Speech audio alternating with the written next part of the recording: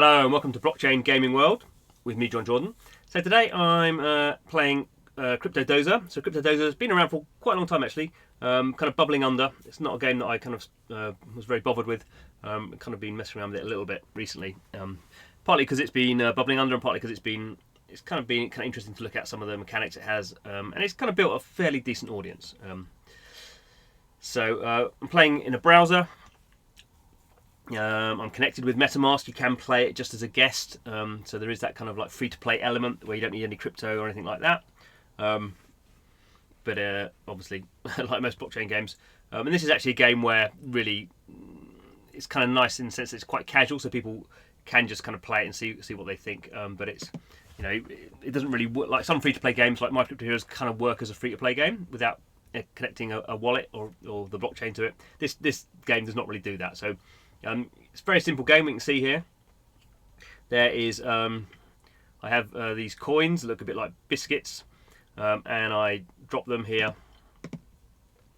and then everything shuffles down, and like the games that we've seen in the arcade with 2p's or whatever your local currency is. And then obviously there's these little holes here where it falls off the edge and I don't get them, and a few features I can do, so we can kind of happily at a kind of low level kind of click on these, put the little biscuits down and see what we win, and when the biscuits fall in there we can see my biscuit or coin total goes up. So then these kind of more interesting kind of bigger items drop in. There's these G ones and these star ones and some XP ones and these F ones for fever when it all goes a bit bonkers. So kind of broadly, this isn't a game in the sense of Call of Duty. This is more a kind of casino game from that point of view. But what's interesting about it is, well, let's go through. So one of the things you're trying to do here, and one of the, I guess the main things here, is it has this kind of my bag. So this is kind of what you collect. This is what you can collect. So I haven't got any at the moment on the grid, but you can kind of collect these little teddy bears. I mean, you can see here, like I've got 3 of these Rios, and they're worth 0.001 ETH. So effectively nothing. And this one here, I've got a Aiden, which is worth 0.01 ETH. So what's that, about $1.50 at the moment? And I can, if I want, and so you can see here I can go and exchange these. I effectively cash them out. So I can cash these out. You can see, it's not a large cash out, and if I do it, I'm paying a gas fee. So there is this kind of idea that as most casino games have, you can win stuff. So we can see here these are the players who have cashed out. So this player here is level 100 and he's cashed out 1.6 ETH. So not a massive amount, but that's kind of one mechanic that we have. You can see here I can also donate my crypto doll. I can donate it to a good cause, so I can donate the small amount of ETH they would get, and that becomes like a charitable donation. But back at the game, this is what's going on. So actually, on those donation things, the gas fee at the moment is about $2. So unless you've got, obviously a lot more than $2 worth of these dolls, then you're not going to want to do it. What's also interesting is this is an interesting monetization kind of thing. We can see I've got a lot of these ones that are locked. So I've got fancy magic, fancy normal. I've got a lot of fancy normal ones, and I have to unlock them. I have to buy a key. So we can see here to buy these keys, it's actually this is done in dollars. So this is about $1 a key. Obviously, it's about, doesn't work out any cheaper really. So it's about $1 a key if I want to unlock these other ones and see what's in there. Obviously, that's kind of a loot box type mechanic going on there. This one here is a different sort of key, so I can buy one of these keys for 0.1 ETH. So it doesn't actually tell me if I'm going to win $0.1. I mean, that's kind of the point of it, but it doesn't actually give me even any kind of like odds about what I'm going to win now. I have no idea. So that's not so good. Okay, what else we got here? So we've got these other things of fever. So when I collect these fever coins, these ones here, they kind of build up, and we get like a kind of mad little bonus round. We've got the spin, where we get a kind of I can't remember what it does. You basically, like a spin wheel comes up and you can win some prizes.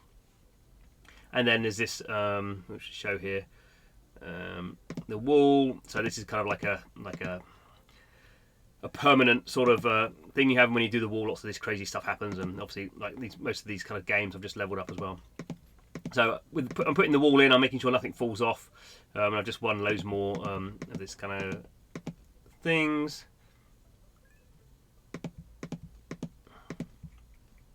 Walls have gone down again, so you know that's how that goes. Now, what's interesting here is we have here on this left-hand side we have the balance. So we have this plat, which is actually an ERC20 token, so an Ethereum token. So it's looking at how much ETH there is in my wallet. I'm playing this with MetaMask. You just said that really. And then I spent I think this one here. So I spent basically 0.05 ETH. Which is, do the maths, what is it actually? It's about $10, isn't it? Getting on for $10. And I got some of this PLA. Obviously, I can spend more and get some keys. I can then use this pla or whatever to buy more coins, or I can buy directly with ETH. So this is like a little kind of like store. I can buy some more walls. So the walls are quite expensive. You do get some free ones occasionally, but it's 1,000 PLA to get 5 of those. And then there's this bag thing, which I think is how many. The bag here is how many of these you can hold. So that kind of is how that works. There's a nice little thing here. So guaranteed, once a day I can get up to 50 coins. I have to pay the gas fee. So that's kind of you need ETH to do that. Obviously waiting for the transaction to be processed by the Ethereum blockchain, and we'll see. I'll win a few more coins. Let me just leave that chunking away.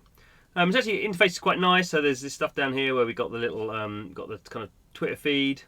So see what's going on. That's kind of inbuilt in there. I mean, not that useful, but gives you an idea what's going on. We've got these how to play, how to buy coins. There's another game called Dozer where you can, some of the items you can have in there you can bring to Dozer. It's actually like a Flappy Bird game. It's actually impossible to play if you ask me, but you can go and play that. CryptoDozer has many more users than Dozer. Dozer is actually really hard to play, which is why I don't think many people play it.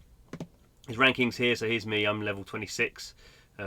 I haven't saying my revenues there. I think that's because I've got one of those Aiden dolls in my bag, not because I've cashed that out. And we see here the number one player, his revenue is 20 ETH, so that's fairly substantial. Obviously, you don't know how much they've played to get to that level. My level is 26, so obviously I'm not here at all. But you can kind of get the idea. This is a game to kind of, I guess, enjoy the process of. You're not going to make a ton of money, so most people, only 3 people have made like 1 ETH.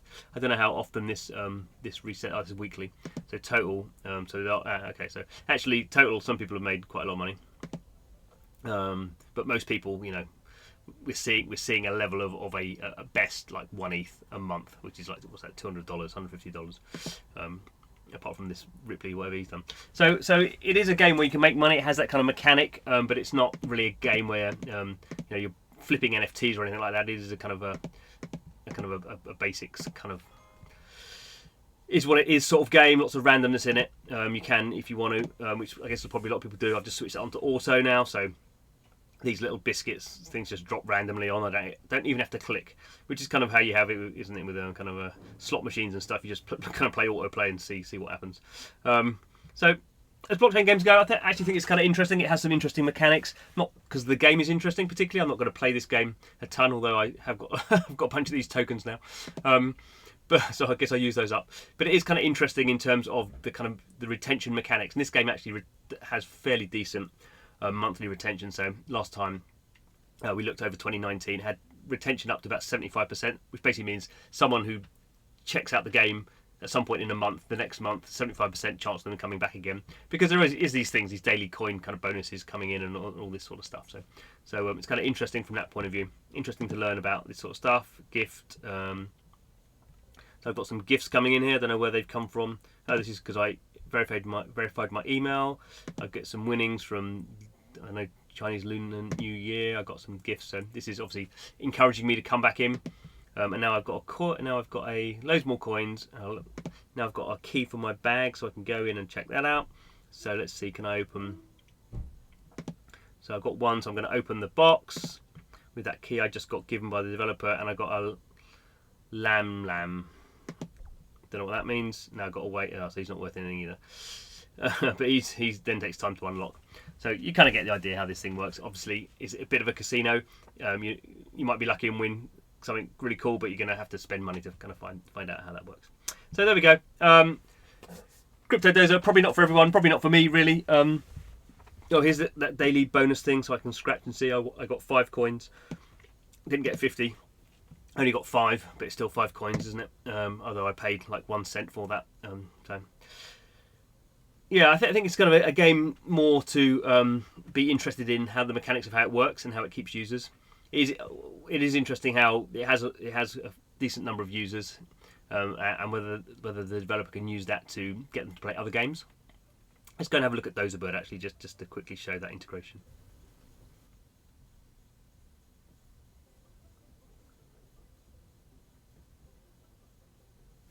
So here we have DozerBird is just loading, so we can kind of flip between the two fairly easily. If it loads, I mean, kind of see there's a basic similar thing going on here. There we go. So taking a bit of time, but we can see here kind of, you know, what's nice here is the balance is the same. So I've got my pla, whatever they're called, and there's also this other, but it has another currency here called Bud. So we've got buds here, so I can swap I can buy some buds with my plas, and I won't be able to play it very well. It'll be a bit embarrassing. So we can see here, you know, I've got, well, it hasn't unlocked yet, but I've got Lamb. So if I had Lamb, I could bring Lamb in, and slightly different stats on Lamb. And to play, I have these play tokens. So this is a different sort of game. I basically kind of like an energy system. Flappy Bird. Oh, so I just crashed already. So that was rubbish. Didn't win anything. Let's replay. See if I can focus this time. It is really hard to play because you're basically having to tap to keep. I mean, you know how Flappy Bird is, but it goes. See, I mean, Flappy Bird's supposed to be like that, isn't it? So I'm not mad keen on DozerBird, but I think there's an interesting idea here, and this is the wider thing actually with the company, or the platform is called PlayDAP. So then, see down here, PlayDAP's virtuous circular asset structure. So if you can get people in here, you can retain them for a long period of time, perhaps. So anyway, thanks for watching. This is Blockchain Gaming World, where we spend a lot of time playing blockchain games and talking about them. And there's lots of things to discover. So if you're interested in that, please do subscribe to the channel. It'd be great to have you along. If you've got any comments, please put them in the comments box. But thanks for watching this video, and hope to see you again soon.